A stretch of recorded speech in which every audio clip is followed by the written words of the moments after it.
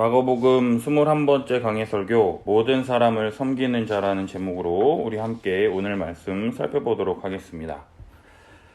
지난주에 산에서 내려와 나머지 제자들에게 가시니 큰 무리가 제자들을 둘러싸고 있고 서기관들이 제자들과 더불어 변론하는 것을 볼 수 있었습니다. 온 무리가 예수님을 보고 놀라며 달려와 문안합니다. 그러자 예수님께서 질문하시죠. 너희가 무엇을 그들과 변론하느냐? 그 무리 중에 하나가 대답합니다. 선생님, 말 못하게 하는 귀신 들린 내 아들을 선생님께 데려왔나이다. 귀신이 어디서든지 그를 잡으면 거꾸러져 거품을 흘리며 이를 갈며 파리해지게 됩니다. 내가 선생님의 제자들에게 내쫓아달라 하였으나 그들이 능히 하지 못하더이다 이야기합니다. 마가복음 6장에서는 귀신을 쫓아내며 병든 자들을 고쳤던 제자들인데 왜 여기서는 귀신을 내쫓지 못하는 것일까요? 그러자 예수님께서 말씀하십니다. 믿음이 없는 세대여, 내가 얼마나 너희와 함께 있으며 얼마나 너희에게 참으리요, 그를 내게로 데려오라, 이렇게 말씀하시는 거죠. 예수님의 이러한 말씀을 통해서 제자들이 귀신을 내쫓지 못한 이유가 무엇인지 알 수 있는데 믿음이 없어서라고 예수님께서 분명하게 말씀하신다라는 거예요. 바로 다음에 이어지는 내가 얼마나 너희와 함께 있으며 얼마나 너희에게 참으리요, 이런 말씀을 통해서 제자들과 함께 계신 이 예수님을 누구시냐, 예수님을 누구로 믿느냐, 이것을 통해서 제자들이 귀신을 내쫓을 수 있는 것인데 제자들에게 바로 이러한 믿음이 없었다라는 것을 우리의 눈으로 목격할 수 있다는 것이죠. 예수님과 함께 예수님의 공생의 기간 동안 생활하며 말씀을 배웠음에도 예수님을 메시아로 깨닫지 못하는 이 제자들의 공통점이 무엇이냐? 바로 믿음이 없었다라는 거예요. 사람들에게 버림받아 죽임당하고 사흘 만에 살아나야 하리라 직접 말씀해 주셨음에도 불구하고 예수님이 무엇을 위해서 이 땅에 오셨으며 어떠한 일을 행하러 오셨는지 전혀 알지도 못하고 깨닫지 못하는 믿음 없는 한심한 모습에 대해서 예수님께서 한탄하시며 귀신 들린 사람을 데려오라라고 지금 말씀하고 계시다라는 거죠. 다시 한번 이 예수님의 권세와 능력을 12명의 제자들에게 다 보여주시려고 한다라는 거예요. 예수님께 아이를 데려오니 귀신이 예수를 보고 심히 경련을 일으키며 땅에 엎드려져 구르며 거품 흘리는 장면을 볼 수 있습니다. 예수님을 보자마자 귀신들도 벌벌 떠는 이 예수님, 사탄의 권세를 멸하시고 이 땅에 하나님의 나라를 가져오시는 메시아라는 것을 귀신들도 알고 예수님 앞에 엎드려져 구르며 거품 흘리며 벌벌 떨고 있는데 예수님 옆에서 가르침 듣고 먹고 마시면서 자신들의 눈으로 그 예수님의 그 영광과 권능을 직접 봤음에도 불구하고 십자가에 대한 믿음이 전혀 없는 제자들은요, 자기와 함께 계시고 자기가 어떤 일을 하시려고 이 땅에 오셨는지 그들이 확실하게 듣고 알 수 있을 만큼 친히 말씀해 주셨음에도 불구하고 그것이 어떠한 의미인지 여전히 깨닫지 못하는 모습을 볼 수가 있다라는 거예요. 귀신이 경련을 일으키고 엎드려져 거품 흘리는 모습을 보시고 예수님께서 그 아버지에게 물으십니다. 언제부터 이렇게 되었느냐? 어릴 때부터이니이다. 귀신이 그를 죽이려고 물과 불에 자주 던졌나이다. 그러나 할 수 있거든 우리를 불쌍히 여기사 도와주시옵소서. 제자들이 귀신을 내쫓지 못했기 때문에 예수님에 대한 신뢰가 떨어진 상황에서 할 수 있다면, 가능하다면 우리를 불쌍히 여기셔서 조금 도와주십시오 선생님, 이렇게 이야기하는 거예요. 이러한 아비를 향해서 예수님께서 강력하게 말씀하세요. 할 수 있거든이 무엇이냐? 믿는 자에게는 능히 하지 못할 일이 없느니라. 믿는 자에게 능히 하지 못할 일이 없다라는데 뭘 믿느냐라는 거죠. 이 본문에서 말하는 바로 우리 주 예수 그리스도께서 십자가의 죽으심과 부활로 사탄의 권세를 멸하시고 이 땅 가운데 하나님의 나라를 가져오시는 이 참된 메시아, 십자가의 죽으심과 부활을 통해서 그들을 구원할 메시아, 구원자로 믿는 자들에게는요, 더 이상 예수 그리스도로 말미암아 죄와 사망의 권세를 폐하심으로 말미암아 더 이상 왕노릇하지 못하여 병고침과 나음을 입는 이 구원받는 모든 것이 가능하다라는 것이잖아요. 죄와 사망에 억눌려서 아무것도 할 수 없는 자들이 아니라 이제는 구원받아 새로운 하나님 나라의 백성으로서 그 구원과 기쁨과 풍성함을 누릴 수 있다라는 것을 말씀으로 나타내 보여주신다라는 것이죠. 그러자 이 말을 들은 아비의 반응이 어떠느냐? 소리를 질러 이르되 내가 믿나이다. 나의 믿음 없는 것을 도와주소서. 이렇게 말하는 것을 볼 수 있어요. 우리가 믿음을 갖기 위해서는 제일 먼저 자신의 믿음 없음을 철저하게 인정하고 고백하고 하나님 앞에서 도움을 구하는 것이 우리들에게 필요한 모습이라는 거예요. 많은 사람들이 복음에 대해서 한번 듣거나 여러 번 들은 것이라면 대충 알고 있다 생각하고 자신이 알고 있는 것과 크게 다르지 않다면 자신은 잘 믿는다고 생각한다라는 거예요. 그러나 우리가 배웠듯이요. 그것은 믿음이 아니라는 거예요. 그냥 들은 거예요. 그냥 스쳐 지나간 것일 뿐이라는 거예요. 아는 것과 믿는 건 다르기 때문이에요. 교회만 오래 다녔지 실제로 제대로 된 성경 공부 한 번도 해본 적도 없으면서 예수면 구원받는다라고 하는 이런 가르침 설교 몇 번 듣고 나서 나 그거 알아, 나 믿어 라고 말하면 그걸로 끝이냐고요. 아니에요. 믿음은 들음에서 나며 들음은 하나님의 말씀으로부터 말미암는 것이잖아요. 왜 하나님의 말씀도 믿지 않으면서 왜 내가 믿음 가졌다라는 거 왜 이렇게 확신하냐라는 거예요. 귀신 들린 자녀를 둔 아버지는 큰 소리로 외쳐 말해요. 내가 믿나이다. 나의 믿음 없는 것을 도와주소서. 자신의 믿음 없는 것을 인정하며 주님의 은혜를 구하는 모습이 바로 참된 신자의 올바른 모습이라는 거예요.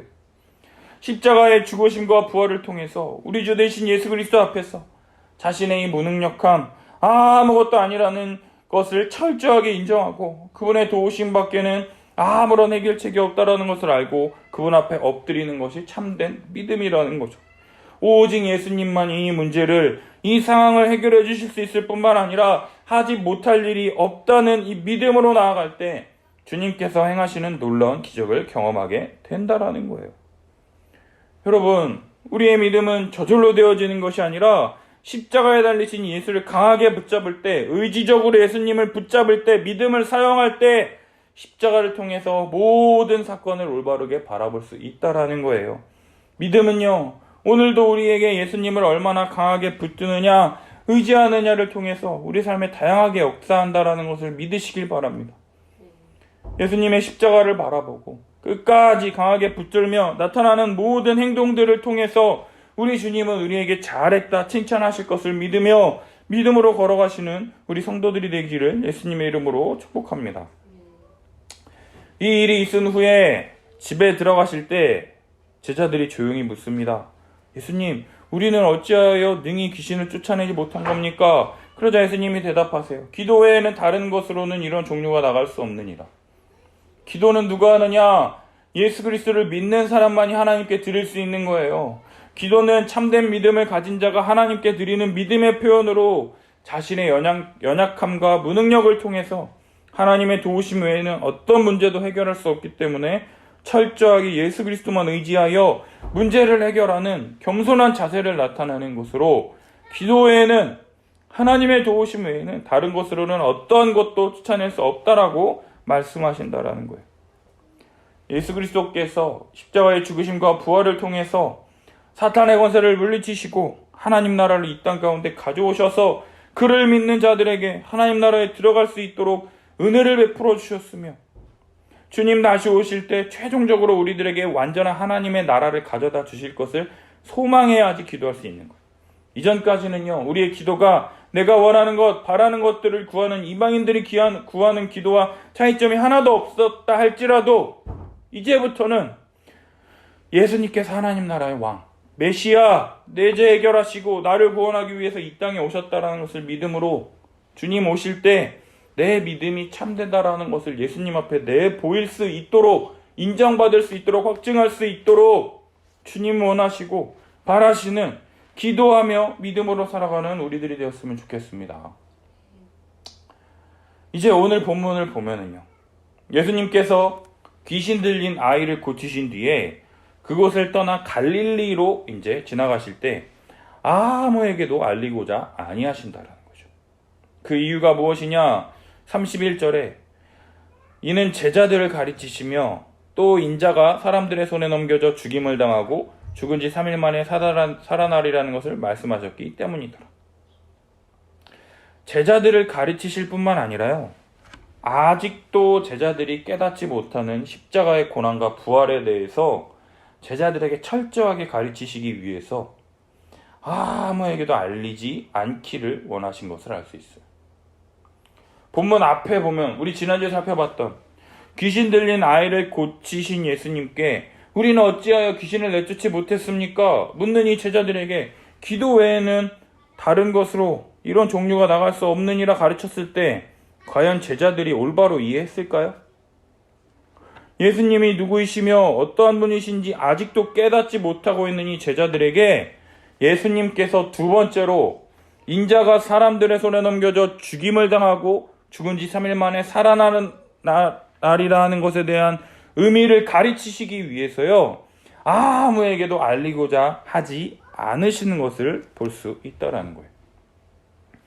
예수님께서는요, 제자들에게 말씀을 가르치는 것, 그것이 가장 중요하고 최우선적인 일이었기 때문에 다른 사람들에게 알리지 않고 제자들을 가르치고자 하신다라는 거예요. 그 중요하고 최우선적인 가르침이 무엇이냐? 예수님의 십자가 죽음과 고난을 통해서 하나님의 나라를 이 땅 가운데 가져오신다라는 거예요. 이것을 믿고 순종하며 따르는 자들에게 하나님의 나라가 주어진다는 이 복된 소식, 이 복음을 가르치고자 하셨다라는 거예요. 그러나 32절 제자들의 반응을 보면 어떻습니까? 32절 함께 읽어볼까요? 시작. 그러나 제자들은 이 말씀을 깨닫지 못하고 묻기도 두려워하더라. 아멘. 제자들은요, 이 말씀을 깨닫지 못하고 묻기도 두려워하는 장면을 볼 수 있어요. 바로 앞에서 살펴봤던 우리는 어찌하여 능히 그 귀신을 쫓아내지 못하였나이까? 이해되지 않고 궁금한 것은 바로 물어보는 제자들이지만요, 예수님의 십자가의 죽으심과 부활에 대해서만큼은 꿀먹은 벙어리처럼 깨닫지 못하고 묻기도 두려워하는 장면을 볼 수가 있다라는 거예요. 평상시에는요, 말 잘하고 궁금한 것은 그대로 즉시 잘 물어보는 사람들이 왜 이렇게 되었을까요? 예수님께서 첫 번째 십자가에 죽으시고 사흘 만에 살아나리라 말씀하셨을 때 수제자 베드로가 예수님 어떻게 나한테 그러실 수 있냐고 멱살 잡고 예수님한테 달려들었다가 한 칼에 아웃됐잖아요. 사탄아 뒤로 물러와라, 완전 크게 혼났잖아요. 그러니까 섣불리 예수님께 대들었다가 자신들도 그렇게 혼날까봐, 아웃될까봐 두려운 마음이 들었을 수 있고요. 당시 제자는 스승의 길을 그대로 따라가는 사람들이기 때문에 주님이 걸어가시는 그 십자가의 길, 그 죽음의 길을 따르긴 싫잖아요. 그 가장 극악무도한 죄인들만이 당하는 그 십자가 처형을 자신들이 받기는 싫잖아요. 그러나 구약 성경에 기록되어 있는 그런 메시아, 그 영광받을 그 메시아이신 예수님과 함께 그 옆에서 그 영광을 함께 목도하고 그 영광을 함께 누리고 싶기는 하기 때문에, 그래서 만약에 예수님 이것도 왜 그런가요? 라고 이렇게 그런 갈등 속에서 궁금한 점을 물어보면 예수님께서 말씀해 주실 거 아니에요. 그러면 그 답을 듣고 자신들이 예수님의 제자로서 살지 않을 수가 없잖아요. 그 말씀을 듣는다면 그 가르침대로 실제로 살아야 하기 때문에 답을 모르는 게 아니잖아요. 답을 모르는 게 아니라 그냥 모른 척 하고 싶은 거죠. 그냥 말씀해 주시지 않았으면, 그냥 조용히 넘어갔으면, 그냥 나는 모른다, 나 모른다 이러면서 예수님이 뭐라 한다를 할 때 나는 모르고 그냥 두려워하고만 있다라는 거예요. 그냥 가만히 덮어두고 그냥 모른 척하고 그냥 머물러 있기를 원하고 있는 상태라는 거예요.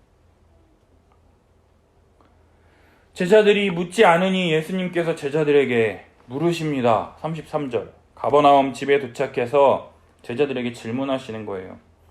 너희가 길에서 서로 토론하는 것이 무엇이냐? 그래서 제자들이 잠잠합니다. 조용해요. 꿀먹은 벙어리예요. 그러나 성경 저자인 마가는 제자들이 길에서 서로 누가 크냐 쟁론하고 있었다고 기록하고 있더라. 아직도 자신들이 갖고 있는 그 메시아 대망 사상에 대해서 놓지 못하고 있는 거예요.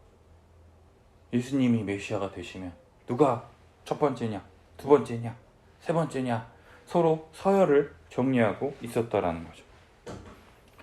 갈릴리를 지나서 가버나움까지 도착하는 그 길에서 예수님은 제자들에게 말씀 가르치시기를 위해서 사람들의 손에 넘겨져 죽임을 당하고 죽은 지 3일 만에 살아나리라 하는 것을 가르치시기 위해서 제자들이 듣든지 깨닫지 못하든지 사람들에게 알려지는 것을 원치 않으시고 제자들이 깨달을 수 있도록 알기를 원하셔서 제자들을 그렇게 가르치셨는데 제자들은 여전히 그 말씀을 깨닫지 못하고 묻기도 두려워하고 그냥 가만히 있으면 상관이 없는데 그 말씀을 듣고 난 이후에도 제자들은 서로 누가 크냐 서로 싸우고 있었다고 성경은 기록한다라는 거예요.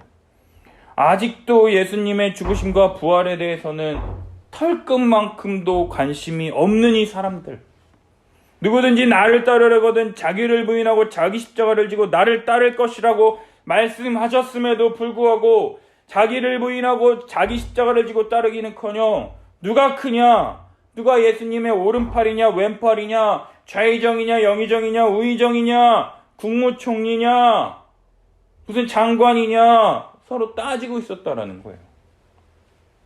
그러자 예수님께서 자리에 앉아서요 12제자를 부르셔서 또 다시 가르치신다라는 거예요.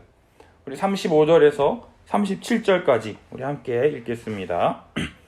예수께서 앉으사 12제자를 불러서 이르시되 누구든지 첫째가 되고자 하면 뭇사람의 끝이 되며 뭇사람을 섬기는 자가 되어야 하리라 하시고 어린아이 하나를 데려다가 그들 가운데 세우시고 앉으시며 제자들에게 이르시되 누구든지 내 이름으로 이런 어린아이 하나를 영접하면 곧 나를 영접함이요 누구든지 나를 영접하면 나를 영접함이 아니요 나를 보내신 이를 영접함이니라. 아멘.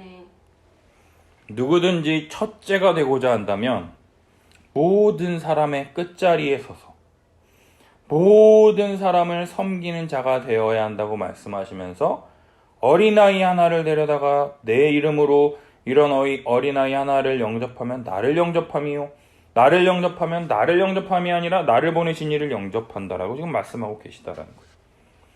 이것이 바로 예수님께서 제자들에게 가르치시려고 했던 하나님 나라의 원리라는 거예요. 세상에서는 힘이 센 자, 돈 많은 자, 권력이 있는 자, 존경받는 자가 높은 자리에 서서 대접을 받고 힘 없고 약한 사람들이 그들을 떠받들며 섬기잖아요. 그러나 하나님의 나라는요, 모든 사람의 끝이 되어서 섬기고 어린아이처럼 가치 없고 보잘것없는 자, 누구의 도움이 없이는 살아갈 수 없는 자를 섬기는 자가 큰 자라고 지금 말씀하고 계시다라는 거예요.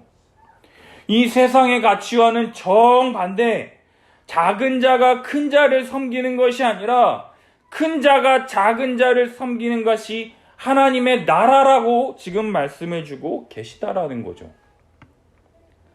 당시에요, 가장 보잘것없는 이러한 어린아이와 같은 자를 섬긴다는 것, 모든 사람의 끝이 되어서 내가 제일 나중 사람, 제일 만약에 교회에서 제일 어린아이라고 할 수도 있고 아니면 교회를 제일 처음 온 사람일 수도 있고 제일 끝자리가 되어서 섬기는 자, 모든 사람의 종이 되어서 섬김을 통해서 하나님께서 처음 세상을 창조하셨을 때 보시기에 좋았더라라고 하는 이러한 모습으로 회복되는 것, 자신이 가진 모든 것으로 다른 사람을 유익하게 하고 함께 유익을 누리는 돕는 배필로서의 역할을 충실히 감당하는 곳이 바로 하나님의 나라라는 것을 지금 제자들에게 가르쳐주고 계시다라는 거예요. 그러나 제자들은요, 누구를 섬기는 차원으로서 누가 크냐 싸우는 것이 아니라요, 높은 자리에서 섬김받고 대접받고 싶었기 때문에 내가 1번이다 2번이다 그렇기 때문에 서로 누가 크냐 논쟁하고 싸우고 있었다라는 것이죠. 예수님은 이러한 논쟁에 대해서 그것은 틀렸다, 아니다라고 지금 말씀해주고 계신 거예요.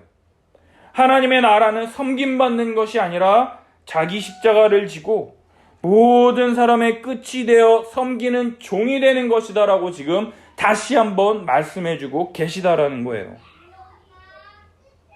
여러분, 이 말씀 듣고 우리 어떤 생각이 드십니까? 하나님 나라에서 큰 자가 되기 위해서는 내가 다른 사람을 잘 섬겨야겠다, 이 생각 드십니까? 그렇다면 아직도 예수님의 말씀을 크게 오해하고 계신 거예요. 하나님의 나라는 큰 자가 되기 위하여 섬기는 것이 아니라요, 자기 십자가를 지고 모든 사람의 끝이 되어 섬기는 자, 다시 말해 자신의 모든 것을 다해 다른 사람을 섬기는 자가 큰 자라고 지금 말씀해주고 있다라는 거예요. 큰 자가 되기 위해 섬기는 자가 아니라 이미 그러한 자가 큰 자다라고 선언해주고 있다라는 거예요. 예수 그리스도를 믿음으로 그분의 제자가 되어 그분의 뜻에 순종하여 하나님 나라에 들어간 자들에게는요, 첫째가 되거나 큰 자는 아무런 의미가 없어요. 왜요?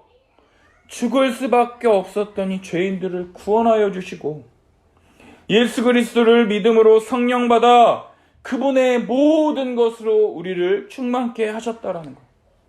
창세전에 하늘에 속한 모든 신령한 복으로 우리를 구원하여 주시고 정말로 구원받을 수 없는 지옥 형벌에 벌벌 떨며 손가락 끝에 물 한 방울이라도 달라 그래도 줄 수 없는 그러한 지옥 형벌을 받아 마땅한 우리들에게 십자가로 이르신 그분의 이 죄 용서함과 의롭다함을 얻었을 뿐만 아니라 나 같은 자가 예수 그리스도가 내 죄 위하여 죽으셨다라는 것을 믿은 것도 주님의 은혜고, 그 믿음으로 말미암아 나에게 주어진 것이 무엇이냐? 의롭다. 따라서 그 의로 말미암아 하나님 앞에 나아갈 수 있는 자가 되었다라는 거예요. 죄인이 어떻게 하나님 앞에 나아갑니까? 아니요. 그러나 예수 그리스도를 믿음으로 말미암아 우리를 의롭다라고 여겨주셔서 우리가 하나님 앞에 나아갈 수 있는 존재가 되었을 뿐만 아니라 그분의 인격과 능력으로 살아갈 수 있는 자가 되게 하셨다라는 거예요. 예수 그리스도와 믿음으로 말미암아 우리를 한 몸 되게 하셨고 하나 되게 하셨고 합하게 하셨잖아요.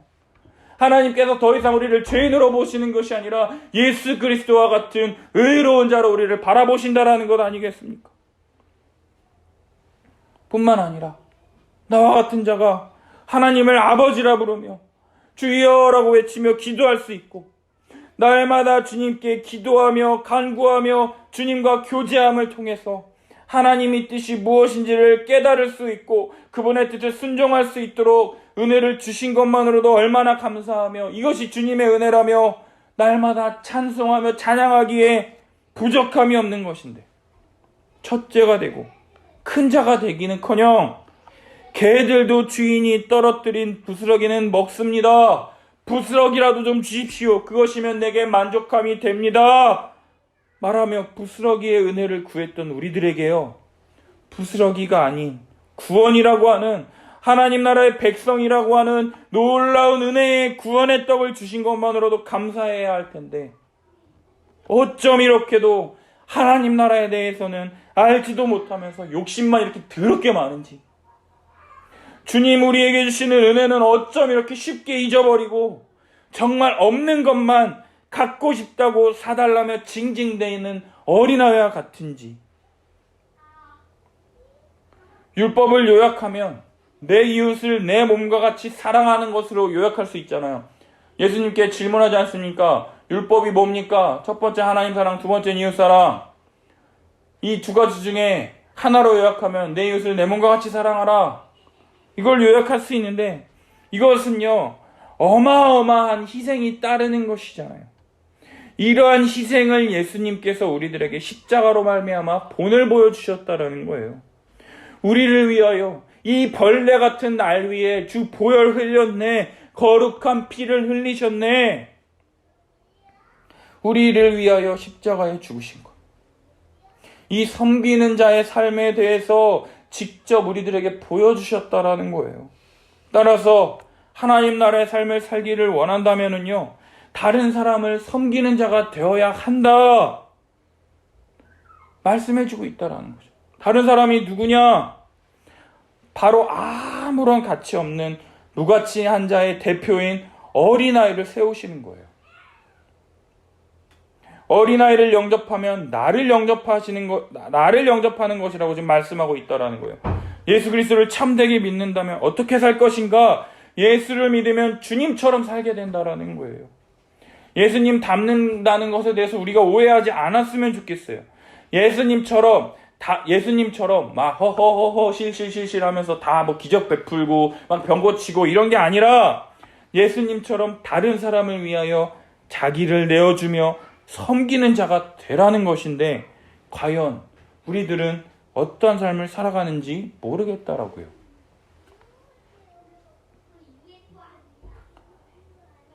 어린아이를 둔 엄마들이 아이를 키우면서 오히려 더 자신의 사랑 없음, 자기 자신을 챙기려고 하는 그 이기적인 마음들을 더 많이 느끼잖아요. 그러면서 또 못해줘서 미안하다고 하고, 그죠? 나 그래서 물티슈 그 뚜껑에 적혀 있잖아요. 엄마가 처음이라서 미안해 막 이러면서 괜찮아 너 잘하고 있어 막 위로의 문구 보면서 엄마들이 막 많이 눈물 흘린다면서요. 왜요? 우리 엄마가 날 그렇게 힘들게 날 키웠겠구나라는 걸 이제 그때 아는 거죠. 부모님을 보면서 그렇게 아는 것처럼요, 우리는 예수님의 섬김의 삶을 보면서 아, 이게 진짜 신자의 삶이구나 깨달아 알 수 있어야 한다라는 거예요. 어떤 면에 있어서는 저와 같은 목회자가 굉장히 유리한 것처럼 보여. 왜? 교회 안에서 많이 생활하기 때문에. 교회 안에서 주님을 많이 섬기는 것처럼 보입니다. 새벽 예배도 하고 수요 예배도 하고 금요 예배도 하고 막 여러 가지 성도들 신방도 하고 개업 예배도 하고 장례 예배도 하고, 그러니까는 막 다른 사람들보다 주님을 위해서 더 열심히 섬기기 때문에 내가 다른 사람들보다 믿음이 좋다, 내가 잘 섬기고 있다 이렇게 생각할 수 있기 쉽다라는 거죠. 그런데 한편으로는요, 내가 이것이 직업이기 때문에, 그런 마음이 없어도 내가 해야 하기 때문에 할 수 있다라는 거예요. 내가 주를 위해서 일한다고 하지만 속으로는 내가 제일 싫어하는 사람이라도 내가 목사니까 어쩔 수 없이 해야 한다라는 그런 마음. 내가 또 다른 이러한 것을 지나고 나서 내가 다음 단계를 나아가기 위해서는 이것이 필요하기 때문에 억지로 참고 견디는 그러한 것들로 막 하기 싫은 것들 막 하면서 굉장히 조심하고 열심히 일하고 섬겼으나, 정말 주님이 원하시는 다른 사람을 위하여 자기 자신을 내어주는 그런 섬김을 하지 않고 그것이 나를 위한 것이었다라는 것, 그것을 하나님 앞에서는 숨길 수가 없기 때문에 목회자들은 더 조심해야 될 필요성이 있다라는 거죠. 우리들은요, 다른 사람을 위해서 살아가는 것보다요, 자기 자신을 위해서, 자기 자신의 유익을 위해서 살아가는 이런 기질이 다분하고, 다른 사람을 섬기는 것보다는요, 나를 높이기 위한 이기적인 DNA가 기본적으로 장착된 것이 바로 우리들이라는 거죠. 저만 하더라도요, 다른 사람 돌보는 것들보다 내 필요한 것, 나 피곤한 것, 내 몸이 가장 최우선순위에 두는 것을 볼 수가 있다라는 거예요. 이러한 제가 대학생 때 이나 IBF와 신대원에 와서 우리 한책의 사람들을 만나게 된 게 참 주님의 은혜라는 생각을 하게 된 것 같아요. 8살 때 아버지께서 돌아가시고 어머니와 동생과 함께 생활하면서 늘 가난하고 힘들고 어려웠기 때문에 부자 되는 게 유일한 꿈이었고, 그것을 위해서 하나님을 믿었다 해도 과언이 아니었어요. 반지하에 살면서 여름철이 다가오는 게 굉장히 싫었어요. 지금과 같은 시즌이 제일 싫어했어요. 왜? 태풍이 오니까. 태풍이 오면 비가 막 많이 오니까, 그 당시에는 모든 우리나라 전국에 하수처리장 이런 게 많이 없었잖아요. 막 물이 막 역류하고 넘치고 막 이랬잖아요. 그러니까 반지하에 사니까 비가 많이 오면은요, 하수구에서 막 물이 막 폭포처럼 막 위로 올라와. 그러니까 막 그거를 막고 또 그걸 막 퍼내고 바깥으로. 근데 또 그걸 막으니까 어떻게 됩니까? 물이 안 내려가니까 밖에 있는 물이 집 안으로 막 들어오는 거예요. 그러니까 맨날 저런 바가지나 이런 쓰레받기로 물을 퍼내는 게 일상이었어요. 맨날. 물을 바가지로 이 집 안에 들어온 물을 퍼내는 게 일상이고, 방바닥에 장판 밑에 물이 있어가지고 이렇게 막 우리가 수영장 가가지고 그 매트 같은 거 깔아놓고 이렇게 다닐 때 막 물렁물렁한 것처럼 그 장판 위에 내가 이렇게 누워 있으면서 가졌던 생각이 무엇이냐? 이 지긋지긋한 가난 좀 벗어났으면 좋겠다. 그러면서 기도했던 게, 하나님, 맨날 울면서 하나님 정말 이 지긋지긋한 이 반지하 생활 좀 벗어나게 해주세요 하면서 늘 울면서 하나님 난 언제까지 이렇게 비참하게 살아야만 합니까? 내가 이 기억을 절대 잊지 않을 것이다. 내가 이 물렁물렁한 이 장판에 누워서 내가 이 마음을 가졌다는 것을 내가 절대로 잊지 않을 거야 라고 하면서 하나님 나 돈 벌기 위해서는요 이 대학 가게 해주세요. 하나님 이 학교 합격하게 해주세요. 막 기도했더니 하나님이 인하대학교라고 하는 이 좋은 학교에 저를 합격하게 해주셨잖아요. 그리고 또 대학교 들어가니까 이제 다 그걸로 끝이 아니었잖아요. 매 학기마다 하나님 나 등록금 주세요. 이 300만 원 400만 원 되는 등록금 하나님 나 등록금 주세요 라고 하면서 막 기도하고 정말로 감사한 거는요. 지금 다른 친구들 뭐 학자금 대출이다 뭐다 빚 갚는데 정말 그 기도 덕분인지 저는 학자금 대출을 받지 않고 대학을 졸업했어요. 참 놀라운 일이에요 진짜. 그리고 또 하나님 이제 졸업 후에는요 학사장교 가서 군 문제도 해결하고 내가 우리 가족들을 위해서 좀 한 2, 3천만 원이라도 이렇게 좀 모아 나올 수 있도록 하나님 학사장교 합격하게 해주세요 막 이렇게 기도했을 때 제가 경험했던 하나님은 어떤 하나님이냐, 늘 내게 은혜 베풀어 주시고 함께 하시며 위로하시는 하나님을 내가 구했고 그러한 은혜를 하나님께서 베풀어 주셨어요. 그러나 거기까지였죠. 이제는 하나님께서 저를 훈련시키시기를 원했던 것 같아요. 어린아이와 같이 그런 내가 막 하나님 이거 해주세요 이거 해주세요 이랬을 때 그것만을 들어주시는 하나님이 아니라 이제는 내가 믿음으로 반응하기를 원하셨던 것 같아요.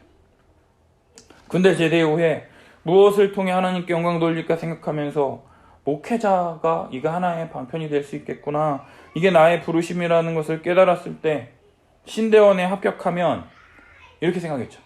내가 모든 것을 다 버리고 주를 위해서 내 인생을 즐기기로 했으니 내가 신대원에 합격하기만 하면 하나님이 좋은 사역지와 신대원 등록금을 마련해 주실 걸로 생각하고 있었습니다.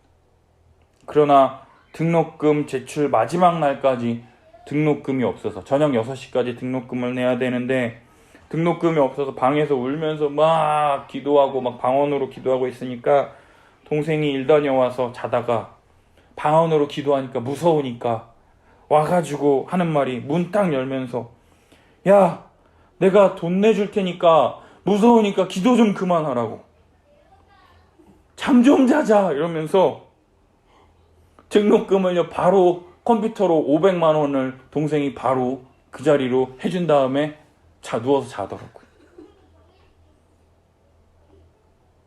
참 웃기지 않습니까? 막 기도하니까 야 무서우니까 기도하지 마, 잠 좀 자자 이러면서 등록금 내주고. 그리고 그럼 등록금은 그렇게 해결이 됐으니까 그럼 좋은 사역진을 하나님께서 내게 준비해 주시리라고 믿고 있었는데 처음 사역했던 그 사역지, 담임 목사님이 네덜란드에 유학 다녀온 박사라고 총신대 교수까지 하는 목사였지만 우리가 흔히 말하는 정말 쓰레기 같은 목사님, 인격적으로는 너무나도 그 후진 목사님, 그 목사님 밑에서 그가 하는 말 때문에 내가 이게 정말 목회가 하나님의 뜻이 맞나? 정말 내가 내 욕심 때문에 이 사역을 하는 건 아닐까? 하면서 정말 심각하게 목회를 그만둘까까지 고민했었고, 또 수습 간사 생활을 하면서도 강도사고시 낙방을 하지 않았다면 그냥 지금도 아직도 큰 교회, 좋은 사역지, 사례비 많이 받으면서 사람들에게 나 이 교회 사역자라고 하면서 내가 이런 사람이다 라고 하면서 나 잘났다고 나 설교 잘하지 하면서 뽐내고 있을 만한 너무나도 못난 놈인데 정말 우리 스승님과 우리 한측의 사람들, 이 간사님들을 통해서 복음을 알게 되고 정말 그들의 삶을 통해서 정말로 제가 얼마나 쓰레기, 내가 그 쓰레기라고 했던 그 담임 목사님보다 더한 쓰레기, 정말로 벌레만도 못한 놈이라는 것을 보게 하셨고 깨닫게 하셨다는 거예요. 사역자로서 내가 다른 사람을 섬기기 위해서 내 자신을 내어주려고 했던 게 아니라요. 교회에서 사역 열심히 해요. 왜 열심히 하느냐? 섬기려고 애씁니다. 제가 할게요. 왜? 나를 지켜보는 성도들의 눈이 있기 때문에. 내가 잘못하면 교회에 소문이 나니까 저 전도사님, 그런데 그 전도사님 있잖아 이러면서 막 좋은 말이 막 많이 퍼졌으면 좋겠으니까. 왜? 나에 대한 좋은 소문이 많이 났으면 좋겠으니까. 또 인원수도 좀 늘었으면 좋겠고, 또 설교도 좀 재미있게 하고 아이들에게 좋은 피드백도 얻어야 되기 때문에 굉장히 애를 썼습니다. 개그 콘서트도 막 많이 봤어요. 애들한테 막 던지려고 무한도전 빠짐없이 봤었고. 그런데 정작 내 주변 사람들에게 나는 어떻게 해야 하는가? 나에게 영향력을 미칠 수 있는 사람들에게는 굉장히 잘하려고 하고 섬기려고 하는데, 나와 아무런 그런 관계가 없는 그런 사람들의 관계에서는 어떻게 대하는가? 아무런 관심도 없고 무관심해요. 그냥 몇몇만 친한 사람들하고 친해요. 그 친하다는 것도요, 그냥 나랑 부딪히지 않고 그냥 적당히 친한 사람들. 그들의 삶이 정말로 하나님 앞에 인격적으로 엉망이어도 별로 관심이 없었어요. 왜요? 하나님 앞에서 지가 책임질 일이지. 그냥 하나님 앞에서 지가 각자 도생하는 거예요. 네가 행한 대로 네가 책임지면 된다. 무관심한 거예요. 어린아이 하나를 영접하는 것이 나를 영접하는 것이다 라고 하는 이 말씀의 뜻도 제대로 이해하지 못했기 때문에, 이 사람을 충만히 돕고 섬겨야 나도 충만해질 수 있다라고 하는 이 교회론, 한몸 많은 지체론에 대해서도 1도 몰랐어요. 주님의 몸된 교회에 은사를 주셔서 몸된 교회를 충만케 하신다라는 것에 대해서도 몰랐기 때문에 아무런 관심도 없었어요. 그냥 내가 잘하고 그 사람들이 나를 좋은 목사라고 여겨주면 그게 좋은 목사인 줄 알았어요.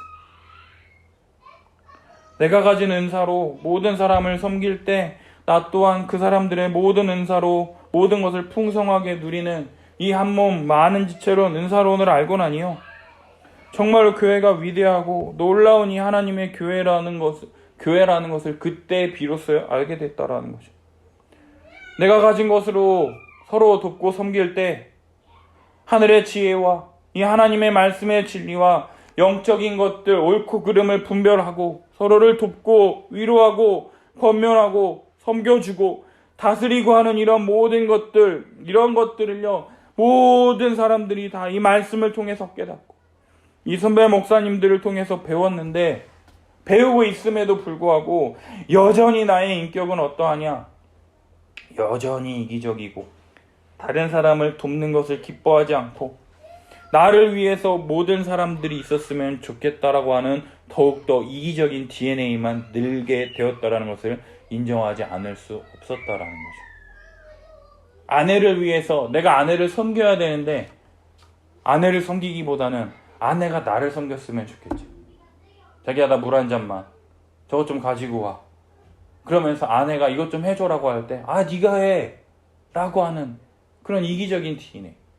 또 아들들이 아빠 이거 해줘라고 할 때 뭐 간단한 건 해줄 수 있지만, 아빠가 나가서 놀자 할 때 아빠 피곤해 막 이러면서 그냥 내 피곤한 거, 내 몸 채우는 거, 그것들은 가장 최우선으로 두면서 다른 사람을 정말 어린아이와 같은 자를 섬기는, 어린아이를 영접하는 것이 아버지를 영접하는 것이라 그랬는데, 그 어린아이를 집에서 영접하지 못하고 있다는 것을 발견했다라는 거죠. 그러다가 스승님의 설교를 듣게 되었죠. 스승님의 설교를 듣게 되었는데, 일주일 내내 전도사들을 가르치고 돕고 섬기는 일에 평생을 바치셨다라는 걸 우리가 알고 있잖아요.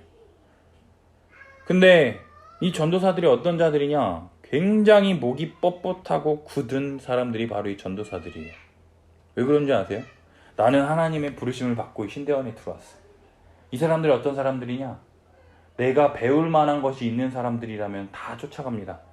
근데 별로 배울 것이 없잖아요. 아무런 뒤도 안 들어보고 떠나는 사람들이 바로 이 전도사들이에요. 그리고요, 정말 이 사람 설교 잘한다, 배울 거 있다 하면 돈을 들여서라도 다 옵니다. 근데 별로네 하잖아요. 거들떠도 한다. 뭐 이러면서 거들떠. 그게 인간의 본성이에요. 근데 그러한 전도사들을 가르치기 위해서는요, 더 많이 알고 더 잘 가르쳐야 하기 때문에 일주일 내내 그것들을 가르치기 위해서 신경 쓰는 게 당연한 거죠. 그리고 또 우리 총신회까지 용인까지 뭐 거의 1시간 반 매주 막 하루 이틀 뭐 3일까지도 막 왔다 갔다 하시고 섬기시는 걸 볼 때 시간도 아깝고 돈도 아깝기라도 할 텐데, 만약에 성도들이라고 한다면 목사님 바쁘신데 막 이러면서 막 안 바쁜데 저한테도 목사님 바쁘시죠 막 사람들이 이러잖아요. 안 바쁜데. 그러면서 그런 성도들이라면 이렇게 자신들을 위해 섬긴다라고 한다면 목사님 제가 목사님 개척하면 제가 목사님 교회 가서 좀 섬기겠습니다 이런 말이라도 하고 그런 가능성이 1%라도 있을 텐데, 이런 전도사들은요 그냥 잠시 왔다가 그냥 갈 사람들이잖아요. 자기네들 사역 위해서 떠날 사람들이잖아요. 그런데 그러한 사람들을 1년도 아니고 2년도 아니고 20년 동안 가르치시는 걸 보면서 정말 저분은 어떻게 저럴 수가 있지? 이런 의구심을 갖고 있었어요. 그러면서 또 그 배운 사람들이 어떻게 하느냐, 감사하다는 말 한마디 없이 떠나는 게 그냥 전도사들이에요. 그래도 목사님 그동안 감사했습니다 하면 양반이죠. 그냥 배웠다가 그냥 졸업하면 땡이에요. 그냥 자기 혼자 각자 도생하는 거죠. 그런 걸 보면 정말 성도들이라면 목사님 안녕히 계십시오 그러면서 인사라도 하고 갈 텐데, 사역자라고 하는 사람들이 그러한 마음들이 없이 그냥 막 떠나는 것들을 보면 인간이 얼마나 죄인인지에 대해서 참 씁쓸하다. 내가 그렇게 마음 주고 애쓰고 시간 쓰고 돈 쓰고 했는데 그런 말 없이 떠나는 사람들을 보면 에이 하면서, 달면 삼키고 쓰면 뱉는다라는 것의 전형을 다른 사람도 아닌 사역자들을 통해서 그것을 깨닫게 될 때 얼마나 그것이 더 아프고 쓰릴까, 그런 생각들을 하게 될 때 목사님께서 하셨던 말씀이 무엇이냐, 살아가면서 나에게 어떠한 이익이 되지 않는 사람들을 한 번도 섬겨본 적이 없었는데, 무슨 일을 하든지 나에게 유익이 되지 않는 쪽으로 한 번도 헌신한 적이 없었는데, 이 사람들은 나의 후배이기도 하지만 나에게 해줄 게 아무것도 없으니 아무 생각 없이 계산 없이 순수한 마음으로 도울 수 있겠다 생각을 하셨다라는 거예요. 얘네들 가르쳐봤자 나에게 이익이 될 게 아무것도 없고 고맙다란 말 안 들어도 상관없다, 그냥 아무 생각 없이 순수한 마음으로 얘네를 도울 수 있겠다 생각을 하셨대요. 그래서 신대원 2학년 때 리더로서 후배 전사님들에게 자신이 밤새도록 열심히 연구한 이 본문들을 이렇게 정리를 해서 가져다 주면 그 사람들이 고마워하고 좋아하면서 친구들을 자꾸 데려오더래요. 이혁 전도사 장난 아니라 실력 너무 좋다고 그러면서 막 사람들을 데리고 오더래. 그래서 그 소그룹이 15명까지 늘어났대요. 그러면서 그 후배 전도사들이 전도사님 도대체 왜 우리를 위해서 이렇게 열심히 하십니까? 이렇게 물어봤대요. 우리가 돈 주는 것도 아닌데 우리를 위해서 왜 이렇게 열심히 하시는 거예요? 이렇게 물어봤대요. 근데 그 말을 듣고 목사님이 굉장히 기뻐하셨대요. 내 이익 생각 안 하고 정말로 다른 사람을 전심으로 도왔던 첫 번째 사건이 바로 이 사건이라고 목사님이 이야기하시더라고요. 이 사건을 통해서 내가 이제 사람이 됐구나. 그전에는 본능에 의해서 움직이는 짐승처럼 내 이익과 내 유익을 위해서만 찾아다녔다면 처음으로 사람이 되었구나. 이기심, 탐욕, 자기를 우상숭배하는 것 등등 아무것도 생각하지 않고 다른 사람의 유익을 위해서 섬길 수 있는 자가 되었구나 생각하시면서 자기 혼자 엄청 뿌듯해하면서 기뻐하셨다고 하시더라고요. 그 말씀을 듣고 제 자신을 들여다봤는데 아직도 짐승 같은 수준이라는 것을 깨닫게 되었어요. 모든 것 다 버리고 주를 위해서 내 인생 드리겠다라고 선언하고 신대원까지 왔는데도 불구하고요, 여기에서 폼나게 살고 싶은 이 야망을 버리지 못했더라고요. 내가 주를 위해서 다 드렸더니 더 많고 풍성한 것으로 내게 베푸셨다. 그런 것들을 간증하고 싶고 이야기하고 싶은 그런 희망 전도사? 이러한 그런 헛된 것을 꿈꾸고 계속 추구하는 제 자신을 보게 되더라고요. 그러다가 목사님 만나게 되면서 진짜 세상에 이런 사람도 있구나. 정말 이런 사람이 목사구나. 내가 정말 잘못했구나. 내가 헛된 생각 품었구나. 인정할 수밖에 없었던 거예요. 그러면서 무작정 저분 밑에 가서 배워야겠다.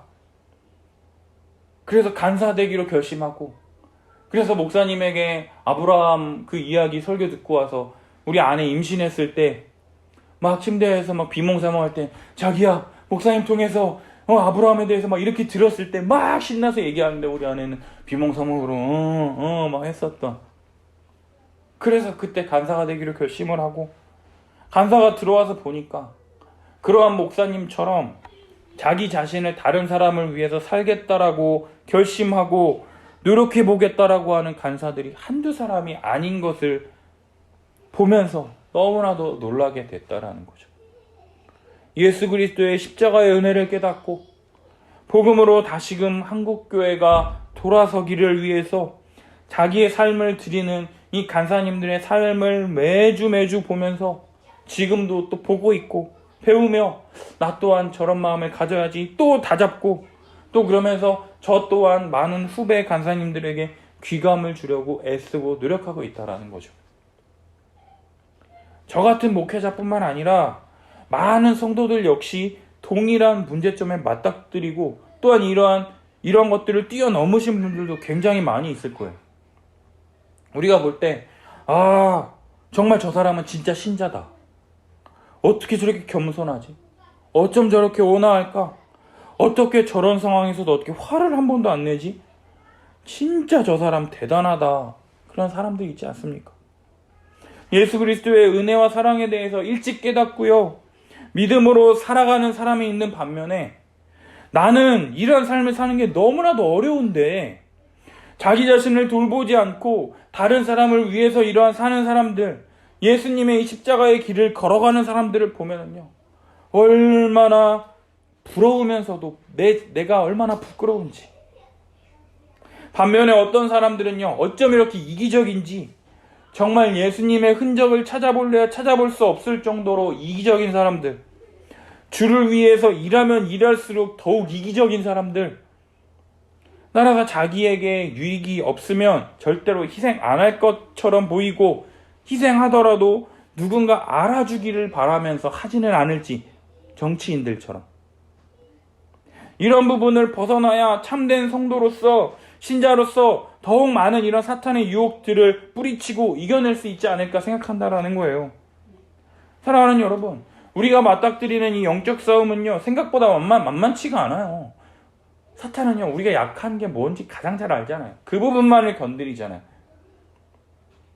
그럴 때 믿음의 공동체가 있다라는 것, 믿음의 동역자가 있다라는 것을 통해서요, 우리가 함께 돕고 섬기며 살아간다라는 것을 배울 때요, 큰 유익이 있다라는 거예요. 제가 우리 한책의 사람들, 간사님들을 통해서 깨닫게 된 것이 무엇이냐? 나도 목사님처럼, 다른 간사님들처럼 성경 연구 잘하고 전도사님들도 잘 섬기는 그러한 능력 있는 훌륭한 사역자가 되고 싶은데, 여기서 깨닫게 된 유일한 것이 뭐냐? 욕심을 버리는 것이었어요. 다른 사람을 위해서 사는 것이 복되다라는 것을 깨닫게 되는 것이 가장 중요한 것이라는 거였다라는 거예요. 심지어 성경 볼 때조차도요, 자기 자신을 위해서 말씀을 읽었어요. 나를 위해서 내가 어떻게 해야 할까? 내가 뭘 해야 할까? 어떻게 살아야 될까? 그런 것들을, 나의 유익만을 위해서 성경을 보고 성경을 적용시키고 있었다라는 거죠. 그러나 매주 함께 간사님들과 함께 말씀을 보고 그 말씀이 내게 끊임없이 질문을 하는 거예요. 내 마음에 커다란 돌덩이가 놓여 있는 것처럼, 뭔가 얹혀 있는 것처럼, 나는 괜찮은 사람이다 라고 말하기가 어려운 내 믿음과 내 신앙의 수준이 너무나도 이 말씀 앞에서 적나라하게 믿음 없는 것이 드러나게 되는 것을 인정할 수밖에 없더라는 거죠. 그럴 때 내가 하는 행동이 뭐냐? 주님께 은혜를 구하고 기도하지 않을 수가 없었다라는 거예요. 설교하기 위해서 정말 말씀 보는 게 아니라, 누구에게 내 믿음을 보이기 위해서, 나타나기 위해서 말씀 보는 게 아니라, 나 자신이 먼저 신자로서 하나님의 말씀을 연구할 때 기쁘고 즐겁게 된다라는 것을 그때 비로소 알게 되었다라는 거예요. 말씀이 꿀송이보다 달달하는 것을 경험해야 말씀 보지 말래도 말씀을 기꺼이 가까이 하게 된다라는 거죠. 이러한 은혜가 평생 우리를 성경의 사람으로 지켜내는 힘과 원동력이 된다라는 거예요. 그러면서 또 나이가 들면 들수록요, 주변의 선배나 동기로서 우리를 거면하는 사람들이 점점 줄어드는 것을 보게 됩니다. 제가 전도사였을 때보다 목사 되고 나서 저한테 뭐라 그러는 사람 더 없어요. 오히려 혼내주는 사람이 감사해요. 그러다 보니 나이가 들면 들수록 고집만 세지고 인격의 모난 부분이 분명히 있는데 뭐라 그러는 사람들이 점점 줄어들게 된다라는 거죠. 그럴 때 서로를 건면해 줄 수 있는 좋은 사람이 있다라는 것이 우리에게 굉장히 기쁨이고 중요한 문제라는 거예요. 이러한 믿음의 동역자들, 이러한 관계가요, 교회 안에서 한 말씀을 듣고 하나의 믿음을 가진 공동체 안에서 믿음으로 잘 형성되면 좋겠어요. 각자가 말씀을 연구하고 받은 은혜를 나누고 또 섬기는 리더들에 의해서 도움을 받고 서로 도움을 주고 섬기는 일을 이 귀하게 여기며 거저받은 것을 거저 사람들에게 나누는 것이 있을 때 그것이 천국의 삶을 누리는 것 아니겠습니까? 정말로 우리 함께하는 교회가 이런 공동체 안에 사랑과 섬김을 준비하기 위해서 지금부터 기도하며 믿음으로 준비했으면 좋겠어요.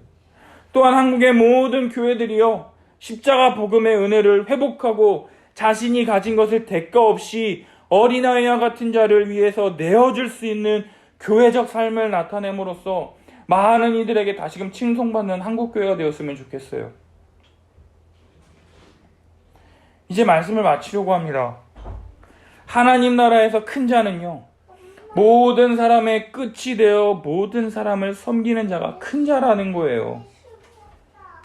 내가 세상에서 얼마나 잘 나가고 돈을 얼마나 많이 벌고 그것이 중요한 것이 아니라 내가 가진 모든 것을 통해서 모든 사람을 섬길 때 하나님 나라에서 큰 자로 여김받는 그 원리를 기억하며 아무런 보잘것없는 모든 사람들을 잘 섬기며 영접함으로 하나님을 영접하는 성도님들이 되기를 예수님의 이름으로 축복합니다. 그럼에도 불구하고요, 하나님 나라에서 첫째 큰 자가 되고 싶으시다라고 하는 열심 있는 성도들이 계시기 때문에 제가 말씀드립니다. 하나님 나라에서 큰 자는요, 오직 예수 그리스도, 하나님 나라의 왕이신 예수님밖에 없다라는 것을 기억하시기 바랍니다. 큰 자는요, 예수님 한 분이에요. 우리들은요, 왕이신 예수님께서 보여주신 모습 그대로 살아가는 것이 우리에게 주어진 명령이며, 성경은 이러한 자들을 예수 그리스도의 제자라고 말하고 하나님 나라의 삶의 방식으로 모든 사람들을 섬기며 살아가는 자들을 참된 신자, 교회라고 말하고 있다라는 거예요. 이러한 참된 신자들은 하나님 나라의 원리, 하나님 나라의 삶의 방식을 받아들여서 어린아이와 같은 자, 보잘것없는 자, 이러한 아무런 가치 없는 자를 섬길 때, 나에게 아무런 유익이 되지 않는 자를 섬길 때 우리 주님께서 나를 영접함이라고 말씀하시며, 나를 영접하면 나를 보내신 이를 영접하는 것이라고 말씀해주고 계시다라는 거예요. 우리 함께하는 교회에요, 이러한 신자들, 모든 사람을 섬김으로 종된 삶을 실천하는 우리 성도들이 많아지기를 예수님의 이름으로 축복합니다. 우리 함께 기도했으면 좋겠어요. 주님, 오늘 우리에게 하나님 나라와 예수 그리스도의 십자가 죽으심과 부활에 대해서 가르치시려고 오늘도 우리에게 많은 은혜를 베풀어 주십니다. 매주 주일 예배와 설교를 통해서, 또 우리들의 삶과 주변 사람들을 통해서, 심지어는 아이들을 통해서까지, 아이들의 모습을 통해서 우리들에게 많은 은혜를 베풀어 주심에도 불구하고 말씀을 깨닫지 못하고 묻기도 두려워하는 우리의 마음에 이 완악한 모습이 있지 않습니까? 모든 것을 후회해 주시고 꾸짖지 아니하시는 우리 주님께 무릎 꿇고 겸손히 나아가는 것이 신자의 반응이다라는 것을 알기 때문에 우리 주님께 엎드려 믿음이 없는 것을 인정하고 은혜를 구하며 나아갔으면 좋겠습니다. 우리는요, 다른 사람들보다 내가 믿음이 있다, 내가 낫다 판단하며 우쭐대기를 좋아하는 사람들이에요. 다른 사람들에게 자신을 드러내 보이기를 좋아하는 사람들이라는 거예요. 그러나 하나님 나라에서 큰 자는요, 모든 사람의 끝이 되어 모든 사람을 섬기는 자, 내 이웃을 내 몸과 같이 사랑하는 자가 하나님 나라에서 큰 자라고 지금 말씀하고 있는 거예요. 모든 사람을 섬긴다라는 것은요, 내가 가진 모든 것으로 나의 시간과 물질과 모든 에너지를 사용하여 이웃을 내 몸과 같이 사랑하는 것이에요.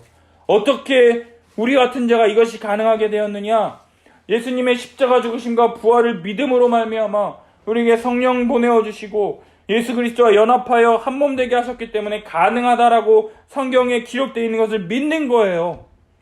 예수 그리스도를 머리로 하여 한 몸 한 지체가 되어서 서로 사랑하며 돌볼 수 있는 존재가 되었다라는 것을 믿는 거예요.